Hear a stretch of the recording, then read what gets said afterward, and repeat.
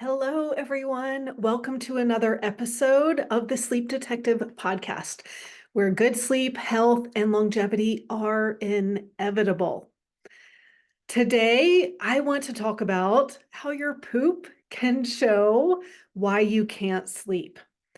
And I want to start off by talking about one of my clients in the Insomnia Insight program. So I just created this program a couple months ago for people who are really just looking for doing the 4 functional lab tests that I do, getting those results, and then getting a plan or a protocol based on those results.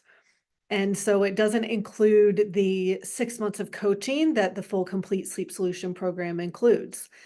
But our client Emmanuel signed up for this program, and he just wrote me that he is sleeping better already. So he wrote that when I saw that I have H. pylori, which is a bacteria in the gut that I will talk about during this podcast, a lot of things started to make sense. Believe it or not, many functional medicine doctors I visited in the past didn't detect it using the other tests they use. I quickly started reading about what H. pylori does and how it results in decreased absorption, inflammation, etc. It now makes sense why none of the other treatments I tried in the past had any effect. I have been taking these supplements for a week. For the first time in years, I had 3 nights in a week where I slept 7 hours straight. So something right is definitely happening. I learned not to raise my hopes too fast, but I feel something is changing in my gut. So this is so awesome and amazing to hear that literally within a week of taking the supplements, he's already sleeping better. So this is how powerful finding out what's going on in the gut really is. And like he said, a lot of other tests don't look for H. pylori or don't detect it at the same level as the GI map, which is the test that I use in my program. And I find that 85 to 90% of our clients test positive for H. pylori. So if you can't sleep 7 or more hours a night without interruption, your gut isn't healthy. And so doing a stool test like the GI map will give a lot of insight into why, into what is actually causing your insomnia. So today I'm going to talk about how the GI map looks at gut health and shows why you can't sleep. I'm doing this on YouTube, so I'm actually sharing my screen and looking at an actual GI map. So if you're listening to the podcast, the audio only, I will link to the video so that you can see what the GI map looks like if you're interested in that. I'm going to talk about the top 3 issues that impact sleep, especially with the gut, and how an unhealthy gut is going to lead to other imbalances in the body that also sabotage sleep. So let's get into it. I am going to share my screen for those people on YouTube. So I'm going to go a little bit out of order on the test here. I'm going to start with the first point I want to make, talking about the good bacteria. So the test says commensal or keystone bacteria, otherwise known as the good guys. That's what I'm going to call them. So these are the beneficial bacteria you hear about, like bifido and lacto, and also others that you don't hear as much about. And a lot of times I see depleted good gut bacteria in my clients. So you can see on this test, there are 3 here that are either low or even not detected.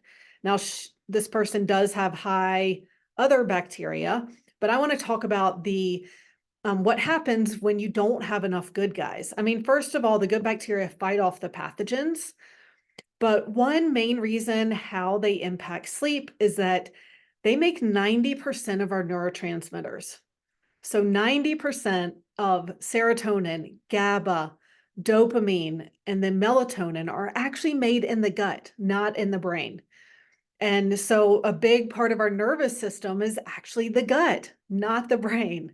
And so it's super important, to have these good bacteria to make these neurotransmitters, because they help us feel calm and relaxed and happy and able to sleep restfully.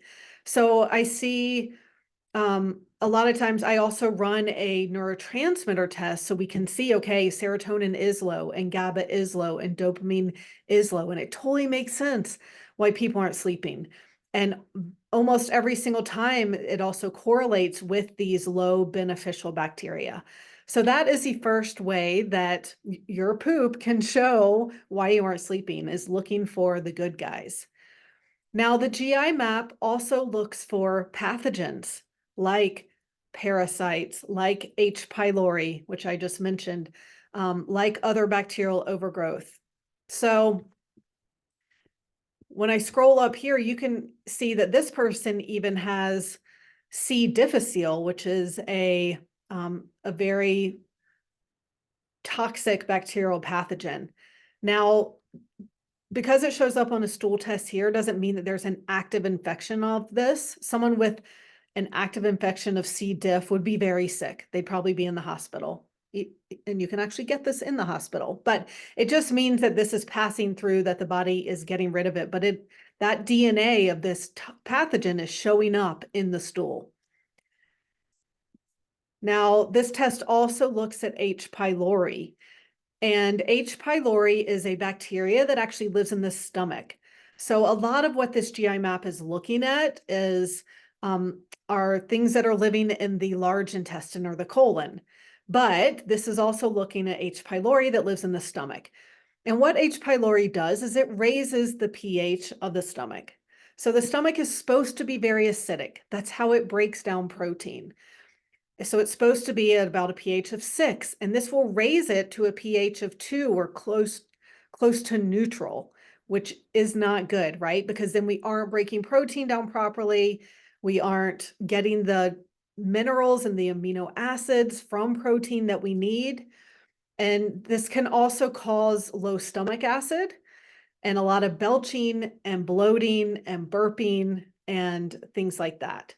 So you'll see here that the lab isn't flagging this high. So this would be in red if the lab were flagging it high, but it is showing that it's detected at a lower level than what the lab says is high. So this person has a lot of bloating and belching. So she has a lot of symptoms of H. pylori. So even though the lab doesn't show this as high, this is something that I would address, especially with those symptoms. Now, the other pages show this opportunistic or overgrowth microbes or bacteria. And so opportunistic means that these are a normal part of our flora, but under the right conditions, when the gut isn't healthy, they overgrow. And the problem with all of these pathogens is that they cause a lot of inflammation. And also, these pathogens are most active at night. So it's the middle of the night that they are eating and excreting and releasing all these toxins and causing all this inflammation. Whenever there's inflammation, the body releases cortisol because it is an anti-inflammatory hormone. But when that's happening in the middle of the night, it's going to wake us up. And so, what it does is it gives us energy and it makes our mind race because, in a survival situation, we need to think quickly and react and respond. And it increases our blood pressure and heart rate and body temperature. So all these things that wake us up. So if you're waking up around 3 or 4 in the morning and it's taking a couple hours to go back to sleep, it's likely because your body's releasing cortisol. And it takes time for that cortisol to clear and then for you to be able to go back to sleep again. And one of the most common reasons why people are waking up at night is having a pathogen in the gut. And again, that can be H. pylori. It can be these opportunistic bacteria. And then this test also looks for fungi or yeast like Candida. It does have to be a massive infection for it to show up on a GI map or any stool test. So just because it's negative doesn't necessarily mean it's not there. But even if there is Candida, there are usually larger infections feeding it, like a parasite or H. pylori. This test also looks for a couple viruses, and it looks for different parasites and worms. Now, I've actually never seen worms on a GI map so far. I have seen parasites. And again, sometimes the lab doesn't flag them as high. But if there's a parasite showing up, that is significant. And I had one called blastocystis hominis that I think I had for 15 years before I found out that I had it. And I think I got it traveling in Nepal and India. I'll never know for sure, but that is my suspicion. So I do occasionally see parasites in about, say, a third of our clients. So definitely not everyone has a parasite, but I have found that those of us with parasites, it can take longer to get better. Those parasites really damage the gut and lead to a lot of other issues. So yeah, so pathogens in the gut are the second reason why you might not be sleeping, and that has to do with gut health. Now, this test also has other markers, so I can see how well people are digesting food. Steatocrit here is an enzyme that digests fat. So when that is elevated, that means that the body's having a hard time digesting fat. Elastase is an enzyme that digests protein. When that starts becoming depleted, then you have a harder time, again, digesting protein. And this is common to see in people with H. pylori, is that the pancreas is trying to make more enzymes to digest protein, but over time it can't keep up with it because the stomach acid in the stomach is so low that it's not digesting protein. And then the pancreas can't, again, make enough of these enzymes to help with that, to help what's lacking in the stomach. Now, B-glucuronidase is another marker on this test. It's actually a measure of liver function. So glucuronidation is part of phase 2 liver detox. So when this is elevated, then that client needs specific liver support for glucuronidation. This test looks at occult blood, which is showing if there's visible blood in the stool. So we want to see that as 0. It's also looking at the immune response in the gut, which is super important. So secretory IgA is one of the markers. This is an immunoglobulin that's the first line of defense against pathogens.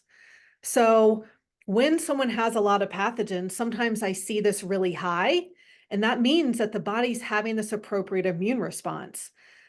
It should be able to produce these immunoglobulins to fight against the pathogens. But over time, it becomes depleted. So you can see in this GI map, this is getting low. I actually like to see it around 1,000, and this person is at 619. So it's becoming depleted, and that means she's likely been dealing with these pathogens that we saw in here for a long time. Her immune function in the gut hasn't been able to keep up with that, and so that's become depleted. So we definitely want to be supporting immune function as well. This marker also has this test also has a marker for gluten sensitivity, this anti-gliadin IgA here. And this looks low on this test. She's at 42. I like to see it as close to 0 as possible. And it's also important to note that when immune function is low, or that secretory IgA is low, then anti-gliadin IgA is going to be lower than it would be if immune function were stronger. So let's say she is at, we want her to be at 1,000 or 1,500, then anti-gliadin IgA would be even higher than it's showing here.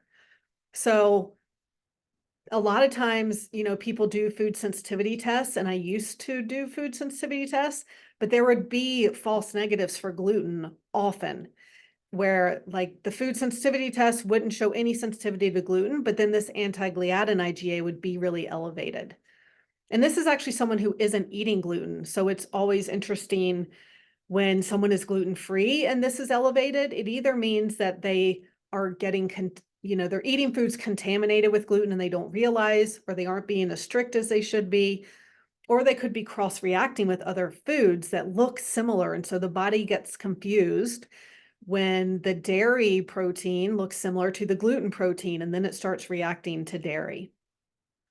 And so this is another way how the stool test can show what's causing insomnia. Another reason why people can't sleep can have to do with food sensitivities.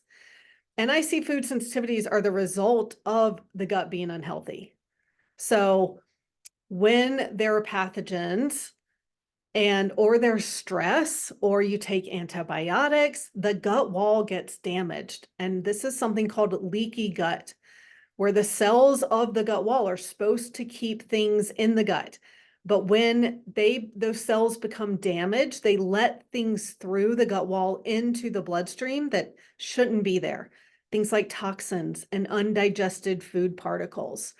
And so then the body starts reacting to those things. And that's how food sensitivities develop. And it causes this general inflammation in the body all the time. So this can be another reason for not being able to sleep. I know for me, when I eat gluten, which is very rare these days, my sleep is totally affected still to this day. So this is very common. So leaky gut is also something that I'm looking for in this test. There's not a marker on the one that I do that actually shows leaky gut, but I know if someone has all these pathogens, when they aren't digesting food well, when their immune function is low, then they likely have leaky gut. So we are also supporting that as well. Now, this also looks for other immune response, and then it looks for inflammation as well. So this test is giving me an overall snapshot of someone's gut health. So we can see what's going on and what needs to be addressed. And so there's more to gut health than just killing a pathogen, for example. Like if you aren't digesting food well, if your immune system in the gut is depleted, if there's a lot of inflammation, if your liver isn't getting rid of these toxins properly, your gut isn't going to get better.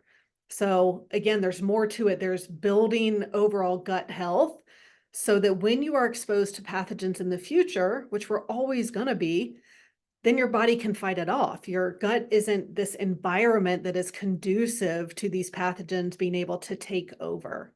So that's really the goal. Like, yes, we have to deal with the pathogen. We also have to promote overall gut health. Now, what's interesting too is that gut health leads to other imbalances in the body that also sabotage sleep. So it especially affects liver function. So when the liver is congested or has more toxins than it can handle, those toxins start circulating around. And it's the middle of the night between 1 and 3 that the liver is most active. So that's when it's trying to get rid of all these toxins. And then this is also when these pathogens are most active. And so those pathogens are putting an extra burden on the liver. And so the liver can't handle it. And again, those toxins are then causing inflammation. So it's pretty much a double whammy if you have these gut pathogens, because it's also affecting your liver.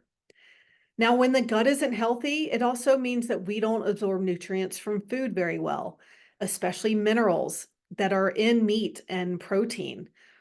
So a lot of times, I mean, in all of my clients, I'm either seeing mineral imbalance or just totally depleted minerals across the board.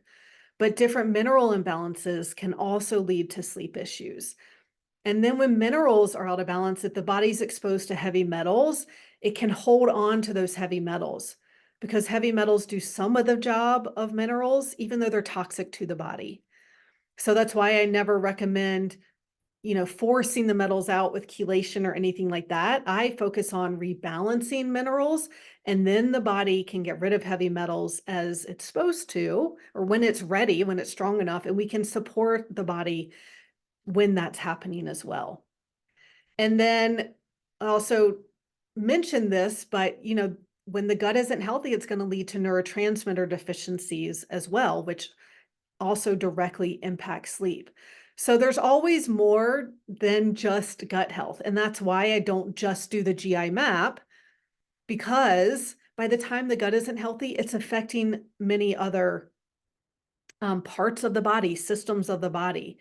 And another way the gut affects is hormones. So when your body's constantly making cortisol to deal with stress, and that can be mental, emotional stress, but it can also be dealing with a pathogen for 15 years.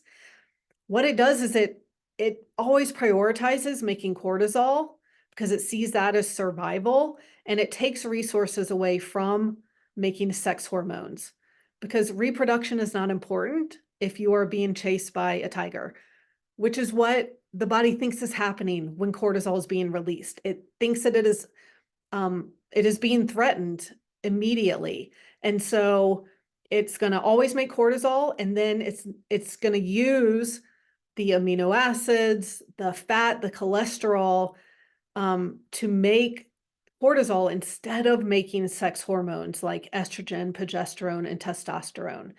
And so I often see depleted hormones in our clients, and it's because they've been dealing with these stressors that they didn't even necessarily know were there. So, like I said, an unhealthy gut affects many other systems in the body. And if we don't address all of those things, then you aren't actually going to get better. You aren't going to be able to get the sleep of 7 or more uninterrupted hours that you want. All right, everyone, that is it for today. I'm going to put the link to the YouTube video so you have that. I'm also going to put the link for the Insomnia Insight program if you want to sign up for that. If you are also interested in the Complete Sleep Solution program, which is really a 6-month deep dive into your health with accountability support, you get 12 sessions with the coach. We help you make all the changes necessary to getting better. Then you can find out more about that program at the link in the show notes and sign up for consultation to talk about signing up for that. All right, everyone, thanks for listening, and I will talk to you next week.